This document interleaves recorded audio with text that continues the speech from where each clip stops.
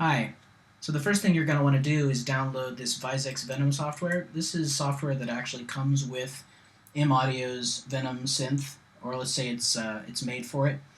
But the nice thing is that it's based on the program called MIDI-Quest, and that means that it has a very nice MIDI output, a very raw MIDI output window as part of it. So even if you don't own the synth, you can just press cancel. It doesn't mean you can't use this software. Just give it a sec to do its thing while it opens up. Alright, now I assume you've already got your synthesizer or your MIDI device hooked up to your computer via some sort of MIDI interface. Everybody's got their own thing going on when it comes to the interface, so I'm not going to go over that part. But basically, after opening up this program, you should be able to turn any knob on your synth, or maybe press a key on your synth, or sliders, or the modulation wheel, or anyway, you should be able to adjust knobs and such on your synth and have the output show up here. If it doesn't, first go to the MIDI menu, choose MIDI imports, make sure you have everything selected here, and press OK. And then choose MIDI outports, make sure you have everything selected, and press OK.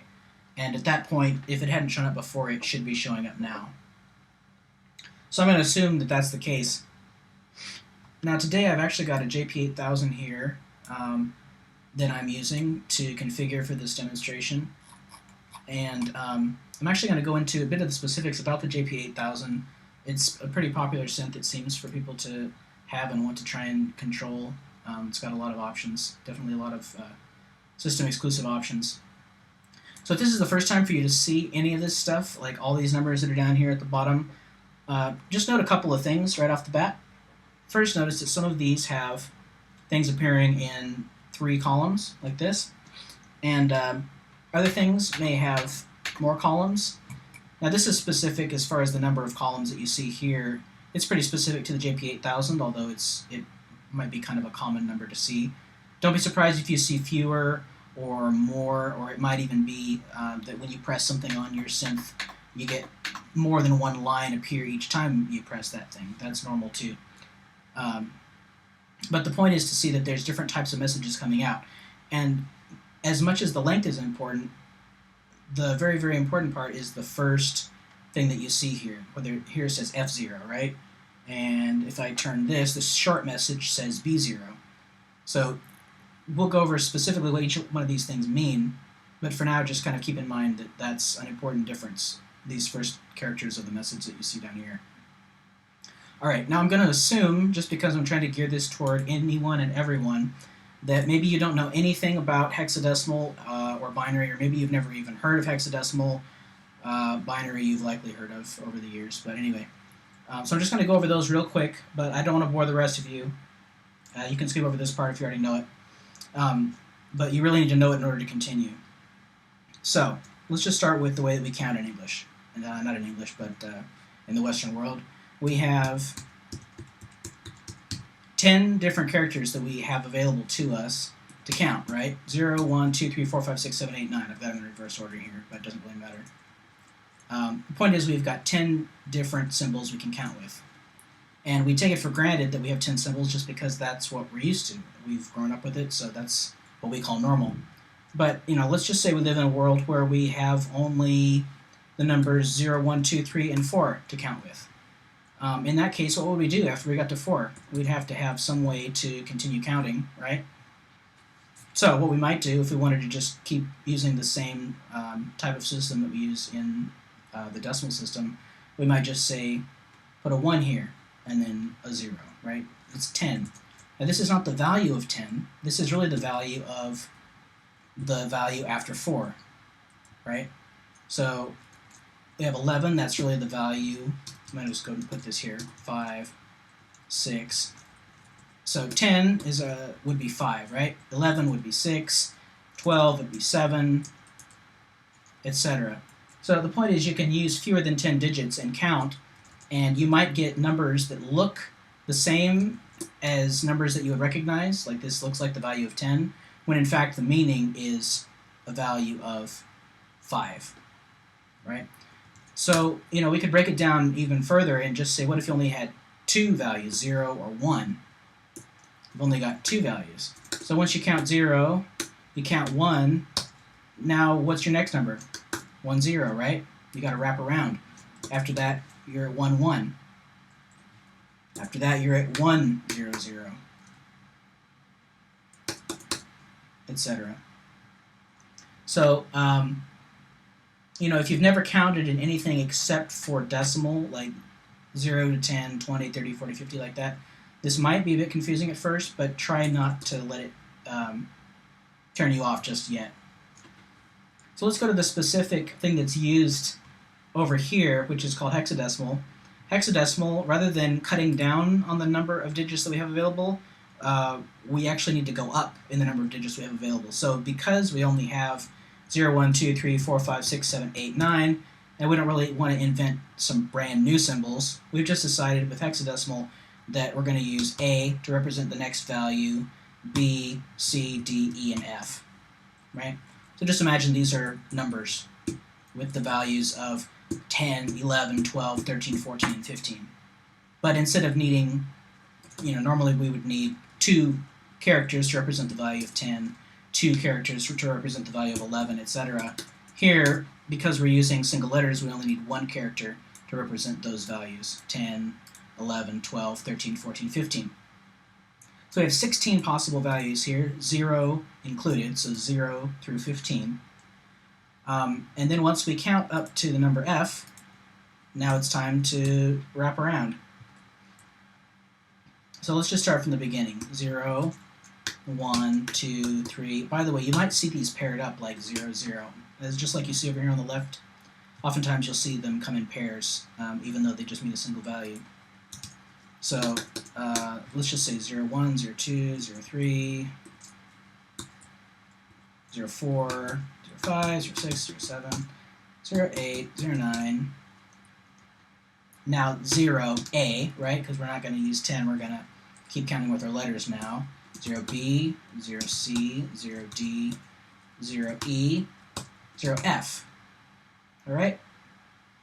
Now we're ready to wrap around to our next place here. So let's go 1, 0. All right, so this doesn't mean 10 now, right? I mean, just by looking at it, you can see this actually means 16. So 17, 18, 19, 20. I should be writing these out, sorry. So 16, 17, 18, 19, 20, 21, 22, 23, 24, 25. Now we get to 1, 9. We don't go 2, 0, right? We go 1A, 26, 1D, 27, 1C, 28, 1D, 29, 1E, 30, 1F, 31. Well, once again, we've reached the limit. We have no more characters. We've used our 0 through F. Now we've got to wrap around once again, and we're going to increment the 1 to a 2 and start back at 0. So notice that this now has the value of 32, right? We've counted up to 32. So you could keep on counting until you got this number all the way up to FF, right? That's the highest we can go with a pair of digits in hexadecimal is FF. Okay, so I hope this gives you an idea of what the counting means. It doesn't mean that you can easily translate in your head and know exactly what decimal value this means yet. But at least you sort of get the fact that it's just counting up, and it's just replacing values higher than 9 with letters up to the letter F, which is the value of 15, and then wrapping around, and 16 is your 1, 0, and then counting on from there, 32, etc. All right. So if we have a value like 0A, what's the best way to translate that into decimal? I think if it starts with a 0, it's pretty self-explanatory because you know that this has no value, and so the F is whatever value it is, which is 15.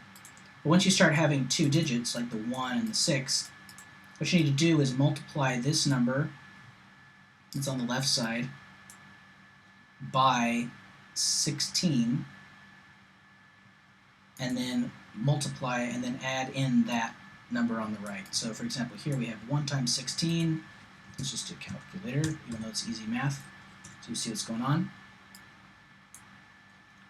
Oh, that's another thing to note too. If you're on a Mac, the calculator app actually has hexadecimal. It's the 16 hexadecimal math arithmetic built into it, so that might help you out in understanding what's going on.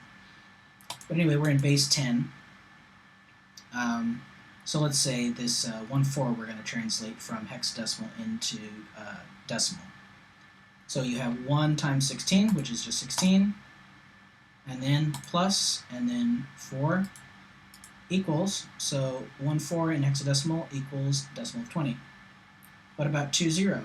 You have 2 times 16, which is 32, plus 0, so you just have 32, right?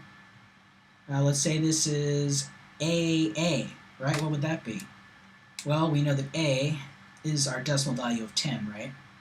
So if we had AA, that means we'd have to multiply the first digit by 16, decimal 16, and then add the value that's on the right.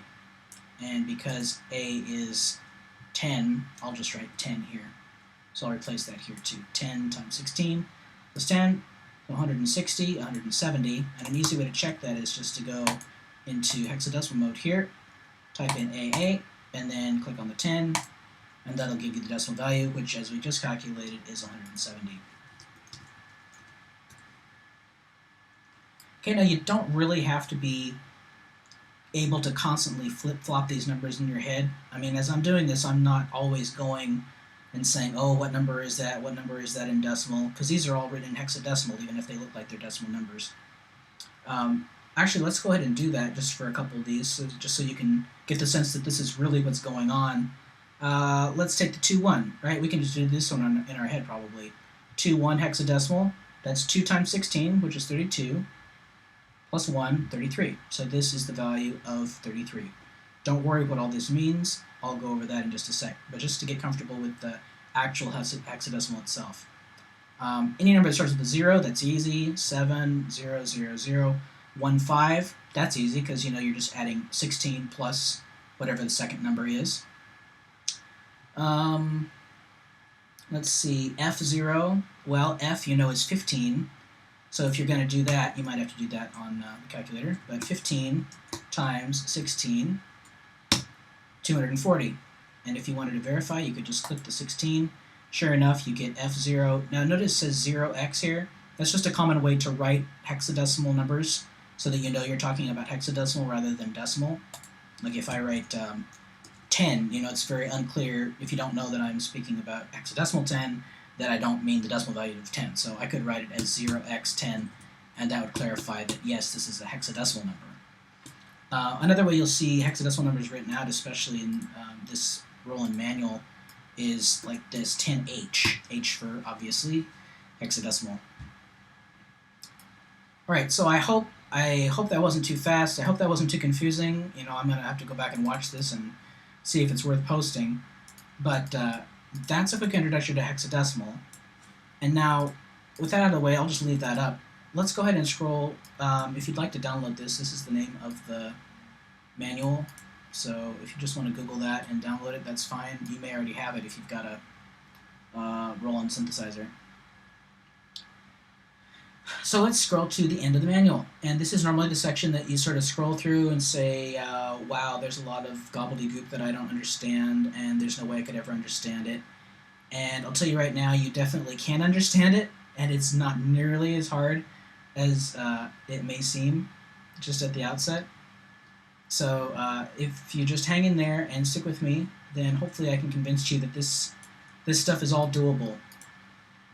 Now let me just say this up front though, whatever program you use to actually transmit these messages to the synthesizer, when I say these messages, I mean these messages, because these are the messages you're going to be sending to your synth in order to adjust various parameters.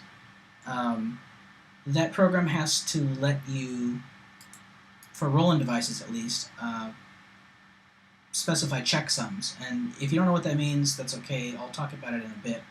But I just wanted to let you know that up front. Not every program is able to do that. Okay, so let's start on the kind of easier side of things, and that's the MIDI CC, the MIDI control change messages. Now that was the shorter type of message that we saw earlier. So I'm just going to go ahead. If you have a JP-8000, I'm actually turning the Lfo1 rate knob to make this happen. So if you see, this says B010, and then there's a number that keeps on changing.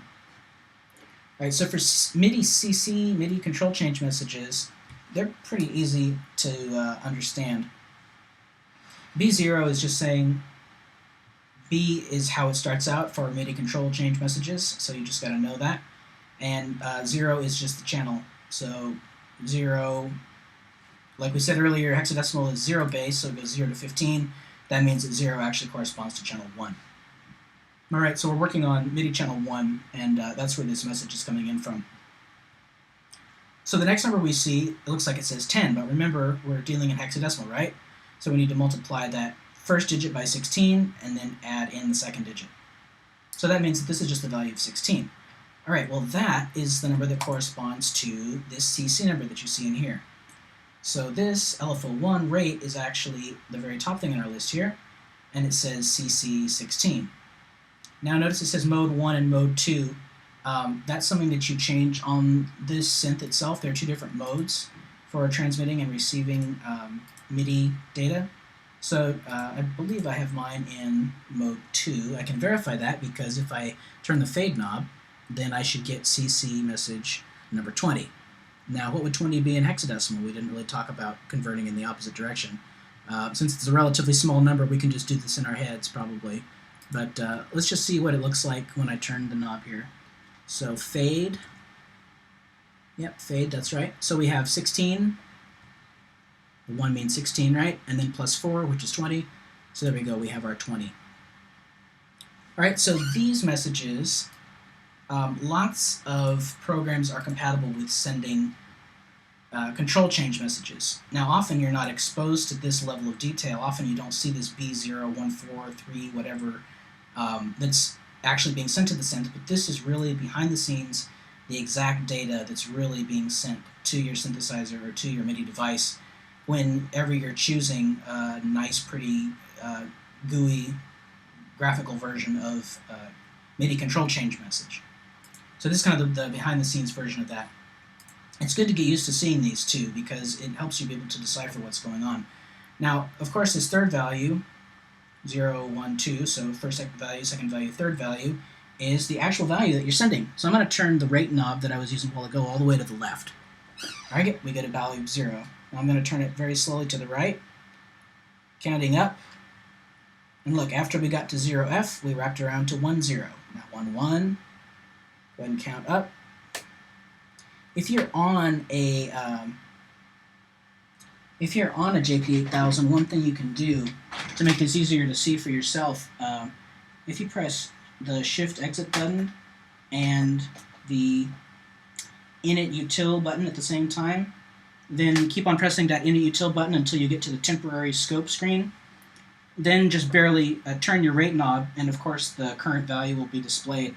But then you can just press down, down, down, down, up, up, up, up, and it'll let you adjust these values one by one. So you can easily see the value that's on your LCD display on the synth. Like right now it says 49, and then the value that's getting displayed on here, which is 31. Again, we can easily verify if that's the value we expect to see by saying, back in our calculator, go back to base 10, decimal. By the way, if you see this ever pop up, I actually do have a VENOM. So it sends out just some messages once in a while, kind of status messages to interact with this particular software program, but just ignore those if you see those come up. All right, so we were going to verify that hex 31 equals decimal 49, so we can just do 3 times 16, and then add in our 1, which is 49. All right, so hopefully you're getting comfortable with that by now. All right, that's the easy one. Right, that's control change messages, and there's a lot of common ones that are used for things commonly across synths, but really you're going to need to get to know your own synth. Look in this back section in your synthesizer manual, and or just, like I say, just come on here and turn a knob and see what you get. Now for some reason mine has stopped responding, so I'm just going to go ahead and check. Maybe I have to reset some of these ports. This VENOM settings seems to be messing some stuff up here. Oh, you know what? Nope, it's my fault. So what happened is I'm still in this special mode on the JP-8000 that lets you select knobs and just see their value rather than changing them. It's called temporary scope. So I just need to press exit to get out of that. Alright, and now I'm back in my patch mode. Now I can turn my knob again. Okay, that's rate, that's MIDI CC. Let's get into the more interesting stuff, and that begins on the next page. If you're following along in this manual and you actually have the synthesizer, if you go to page 119 and look on the bottom right, you'll see some sort of confusing looking stuff. It's not as confusing as it looks, I promise. Let me just press a couple. I'm just going to press the Lfo1 Waveform button 1, 2, 3, 4 times. Alright, so we get a few real messages coming out. I'm just going to write this over here so you can follow along what's going on in the manual. So it's F0, 41, 10, 00, 06, 12, 01, 00, 40, 10, 2F, F7. Alright, so I've written this out because this is how you see it coming out of the synth. The manual describes it vertically, so this first line corresponds to this F0, the second line corresponds to, let me just zoom up on this, it's probably pretty small on the screen. It's a horrible quality manual scan, I wish Roland would do a better job. Anyway, F0, 41, 0, 10, that corresponds to the third one, etc. So the first thing to realize is just that these correspond to these numbers, right? Second thing to realize is that a lot of this stuff is actually identical for every message that you send. So F0, that's the standard way every MIDI exclusive, system exclusive message is going to be sent. The very end of exclusive, the very last one, this is going to be the same on every single message that you send. So those you never even have to worry about. Same with the second one, right? This 41, once again we see the H here, right? That's just letting us know it's hexadecimal, so we don't actually include that. 41 says is our ID number, which means Roland. Every manufacturer has their own ID number, and 41 happens to be Roland's. So as long as I'm on the JP-8000, this is going to be the number that I use for this second value. Now this next one, this device ID, sorry, this PDF file keeps selecting and not deselecting. Give me just a sec. There we go. This next one that says device ID, this is actually set on the synthesizer itself. So you know, I'm using this JP-8000. I'm not going to go into the details necessarily of how to change. Well, let me just see if I can get it. MIDI. Here we go. Okay, so if you press the Shift Exit button, we'll hold that down and also press the MIDI PRM button, which is number 4 on the JP-8000, and keep pressing it until you see device ID. Once you get there, let's just go back to our VENOM. Okay, there's not really going to be any change here to see. Okay, so on my keyboard, the device ID is set to 17. Now, when we say 17, we're counting starting from 1, right? So, if we're looking at this would actually be the value that was corresponding to 1, which you can't set it to this, by the way. This is just as far as counting up to 17. 2, 3, 4, 5, 6, 7, 8, 9, 10, 11, 12, 13, 14, 15, 16. And then 17 is our 10. Alright, so if I change this to, I'll change it to 18 now on my keyboard, and then come back over here to the VENOM. And now if I try and press the same waveform button, you'll see instead of saying 10 for this third value, it says 11. Alright, and that's only changed because I changed on the keyboard the device ID of my particular synth. Oops, I accidentally touched the little ribbon controller on the JP. Okay, so let's get back here. So we've covered the first 3, always stays the same, Roland. This is based on the channel of the synth. I'm going to set it back to 17. Alright, and then let me escape. So press exit whenever you're done if you're actually doing this on the keyboard. Then we have 2 more numbers that are going to be the same all the time because these are specific numbers for the JP-8000. So the 00 and 06 that we saw, 0006, those are also going to be the same all the time. So currently, we've got all these that are the same all the time. And we actually have one more that's going to be the same because this particular command that we're sending to the synth is a command to change some sort of data parameter to a different value. So this 12 corresponds to or means the command of DT1. DT1 just stands for data transmit 1, or data transmit actually. Alright, so we can move our little brace over to here. It's going to be the same. Alright, now it's where we get to the stuff that changes. And how it changes is going to depend on the value that we're actually sending. This we said was going to be the same all the time, right? This we'll talk about in a minute. This next to the last byte is called the checksum. I'll come back to that. Alright, so these 4 bytes here are the bytes that are describing a specific parameter. If you look in the back of the manual, let's scroll, let's zoom out just a little bit. Let's scroll down to page 121.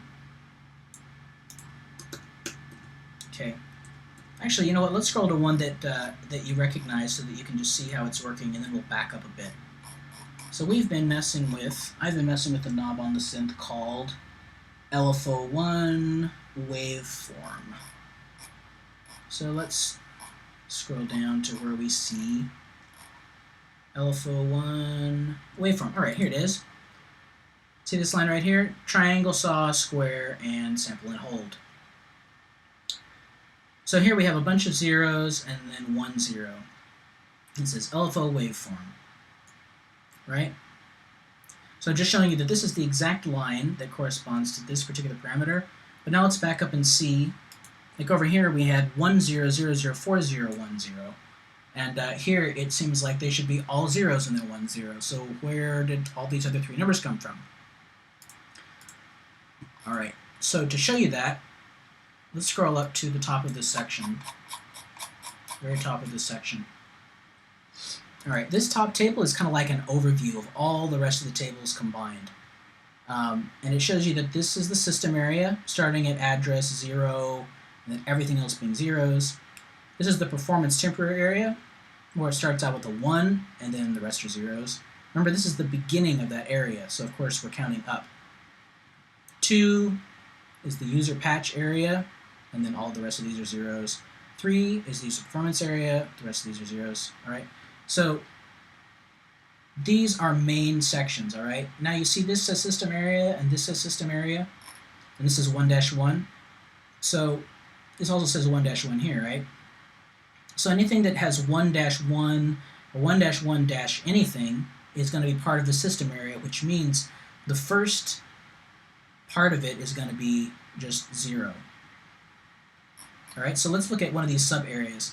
Here we have system parameter. Here it's all zeros. Here we have pattern setup. 0, 0, 1, 0, 0, 0. Okay, and now once again, each one of these is describing a subsection of this system area. This area, this all represents this one area right here. And then each of these have their own section below. Like here we go, system parameter. Here's all the system parameter stuff. So it's really easy to get the full address, this full 4-part address that we need. What we have to do is combine the ones that are filled in the different areas. So we know that, say we're talking about the system parameter. That's kind of a bad example because it's all zeros. Let's go to pattern setup just because it's a bit more interesting. Let's say pattern 2 loop length. Alright? Well, this part needs to be this 0-1 address, but this pattern setup is in the pattern setup area of the system area, right? And pattern setup shows a 1 0 in this place. So that means we need to use 1 0 in this place. And this is the system area, and the system area has 0 here and 0 here. So you just kind of combine all the little bits of the different places that are involved. So the full address for this particular parameter, this pattern 2 loop length, would be 0 0 0 0. And then we're part of this pattern setup section, right? So it's going to be 1 0, and then down to the pattern setup, the rightmost is going to be 0 1. So let's just write it out. oops, 0, 0, 0, 0, 1, 0, 0, 1. Okay, to confirm that that's right, we could do kind of the opposite and sort of diagnose where we got this number from. Remember that we had turned the rate knob on oops, sorry, not the rate knob, but we pressed the waveform button on Lfo1, and that's where we got this value, just as a reminder, 1, 0, 0, 0, 4, 0, 1, 0, sorry, 0, 1, pardon me, 0, 1, 0, 0, 4, 0, 1, 0. So let's trace that and see how that would actually be found if we didn't know that. So 0, 1 corresponds to the performance temporary area. So let's scroll down to that to find out what the rest of the digits should be. Oops, sorry. Scroll down, okay. Performance. Let's see, I might have missed it, sorry. Yeah, performance, that's the right area, okay. So we already had 0, 1 in that first part. And now what's the next part? 4, 0. 4, 0 corresponds to patch upper. Alright, so we need to look in the patch upper section below. That's 1-3. Patch. Alright, so the last part of this is 1, 0. Here's 1, 0. Sure enough, Lfo waveform, and that's exactly what we were looking for. So once again, we've seen that the full address to this location would be 0, 1, 0, 0, 4, 0, 1, 0, because if we kind of backtrace it, the 1, 0 is the last part, and then the previous part was this part right here, patch upper, and then backtracing it to the very top is performance temporary area. Okay, so at least in terms of, I know this is very specific to the JP-8000, and you know, every synth is going to have its own way of describing the system exclusive parameters in the back of the manual. But just to kind of get comfortable with going through this, not feeling afraid to use this VYZEX VENOM software as sort of a microscope into what's going on, and then you know just oh sorry, once again pressing the wrong button, just backtracing it through the manual. Most manuals are going to provide some sort of table similar to this, where it steps you through the different bytes of the system exclusive message. So I think you'll see, now that you've seen this one as a pattern, a lot of them follow the same pattern of having specific bytes dedicated to the model, to the specific command that you're sending to the synthesizer, and then the address, the specific address of the particular parameter that you're trying to control. Now the next byte that we didn't talk about, when I say byte, I mean a pair of these two digits here, is this one. And you probably noticed earlier when I pressed it, it incremented and then looped back around. And that's because this particular parameter, Lfo1 Waveform, has 4 different possible values. Starting from the beginning, again we're looking at this column right here, this A column. 0 is the first parameter, which is the triangle waveform. Next is saw, which is 1. Next is square, and then after that is sample and hold. If we wanted to see what values were possible without actually going here, we could look at that parameter in the system exclusive area down here where we found that parameter a while ago. Lfo1 waveform, it says it goes from 0, 0 hexadecimal to 0, 3 hexadecimal, and that's exactly what we just saw. And whenever it lists a value range here, each value corresponds to the value that's on the right hand side. So over here is 0, 0 to 0, 2 for the Lfo2 depth select. That corresponds to pitch for 0, 0, 1 would be filter, and 0, 2 would be amplifier. Okay? Let's see, do I want to go any farther with this? You know what, I think I'm going to leave it at that. I'm sure either people will have gotten tired a long time ago and have not watched the entire video, or will have watched the whole video and will have questions. Oh, I'm sorry, yeah, the one thing I did forget. So we said this corresponds to the data value that's being sent to the synth. I forgot to talk about the checksum. So the checksum is an important and potentially tricky bit of information to calculate. Different makers have different ways of calculating a checksum. What is a checksum, first of all? It's just a way for the synth to be able to check the message, you know, because there's lots of MIDI messages flying around, right? Lots of system exclusive messages flying around in your complicated MIDI environment that you've got. And the synthesizer needs a way to check and make sure that the message that it received was actually intact, that it hadn't been modified or accidentally overwritten, part of it overwritten by another message that was sent too quickly afterwards or things like that. So to actually calculate the checksum according to the way that Roland does, what you need to do is add up all these numbers, divide that number by 128, take the remainder, and then subtract that number from 128. So let's just go ahead and do that real quick with this number, and you'll see how it all works. First, let's just write these numbers in decimal, because it's going to be easier to work with. So we're going to have 1 here. Hexadecimal 40, that corresponds to 4 times 16, right, which is 64. So 1, again, we're going to add up all these numbers. 1 plus 64 plus, and we have hexadecimal 10, which corresponds to the decimal value of 16. So 1 plus 64 plus 16, 1 plus 64 plus 16 equals 81. All right, equals 81. Now we said we're going to do 81 divided by 128. Now, obviously this is 0 with a remainder of 81. Next step, we take 128 and we subtract that remainder from 128. So 128 minus 81. Do it up here just to confirm. It's 81. And we have decimal 47. So rather than convert this manually, I'll just take the shortcut, click the 16. And we see we've got hexadecimal 2F, and that's our checksum value. Okay, so you add all these up, divide that number, divide that sum by 128, find the remainder, and then subtract that remainder from 128, and we get our checksum value. So that was kind of the final step to describe how the SysEx messages designed for the Roland JP-8000 are constructed. I know this doesn't really go into how to actually send the message to the Roland or to the synthesizer.